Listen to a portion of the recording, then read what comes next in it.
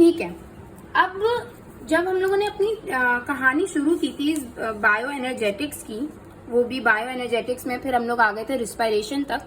तो रिस्पायरेशन की कहानी हम लोगों ने शुरू की थी ग्लूकोज से, 6 कार्बन कंपाउंड।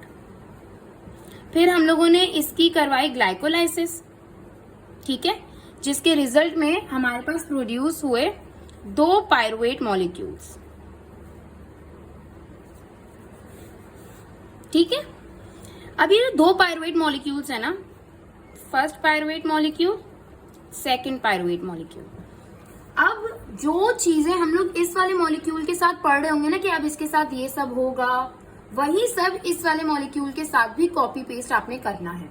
ठीक है, हम अब आगे की जो साइकिल लेकर चलेंगे वो एक पायरुवेट को समझकर लेकर चलेंगे, लेकिन वही साइकिल एट दी एंड आपने कॉपी पेस्ट कर देनी है सेकंड पायरुवेट के लिए भी, और लास्ट में जितना भी नेट गेन हमारे पास जितने भी मॉलिक्यूल्स का हो रहा होगा उसको हमने मल्टीप्लाई कर देना है 2 से। क्यों? क्योंकि हमारे पास 2 पायरुवेट मॉलिक्यूल्स हैं। ठीक है, अच्छा, ये आगे हम लोग पढ़ेंगे ना तो आपको और समझ आ जाएगा।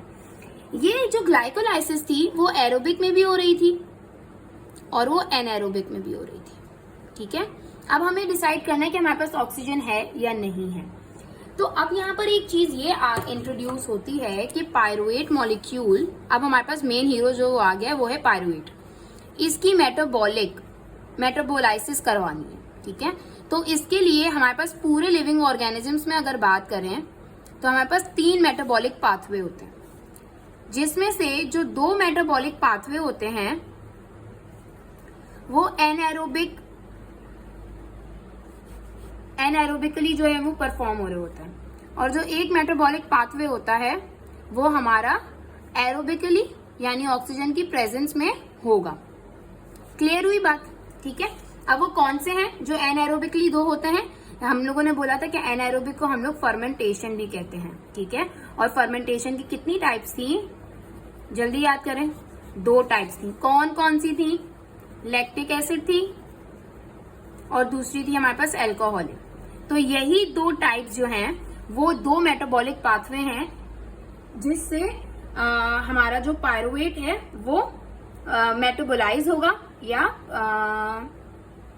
मेटाबोलाइज होगा।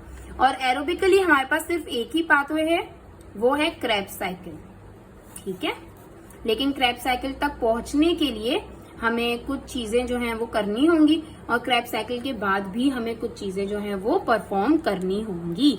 तो हमारे पास 3 मेटाबॉलिक पाथवे हैं फॉर पायरुवेट की मेटाबॉलिज्म, जिसमें से एक जो हमारे पास आ रहा है वो एरोबिकली आ रहा है, यानी जो ऑक्सीजन की प्रेजेंस में परफॉर्म होगा वो होगा क्रेब्स साइकिल, और 2 ऐसे पाथवे हैं जो ऑक्सीजन की एब्सेंस में हो सकते हैं, वो है लैक्टिक एसिड फर्मेंटेशन और अल्कोहलिक फर्मेंटेशन।